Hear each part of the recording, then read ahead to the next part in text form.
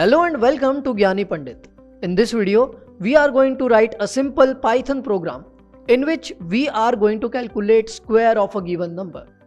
So if we have a number, let's say 5, then we need to calculate the square of that particular number, which is 25. So that's what our output is going to be. We just need to show the square of that particular number. So we'll understand step by step how are we going to do this, and once you know it, you can also try to implement it. So without any further delay, let's get into the program now. As you can see, we have an empty Python file, gyanipandit.py, right? So let's just comment over here and write what we are going to do now. Okay, so we need to calculate the square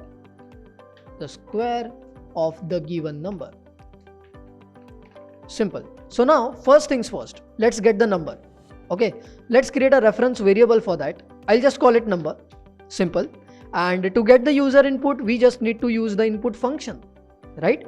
Let's just get a message over here that please enter the number. It's simple. Okay, the thing is that this input function returns a string, and we don't want a string, we want an integer, so we'll just convert it.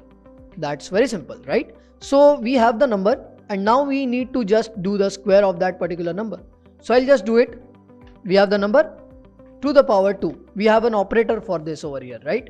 So we can use this operator and perform the square of the given number, right? You can either store it somewhere. I'll just call the reference variable as square. That's it, right? So we have created a reference variable and we have assigned the value of square of that particular number to our variable. Simple, right? So we'll just print the output now. Let's print the square. That's it, very simple, right?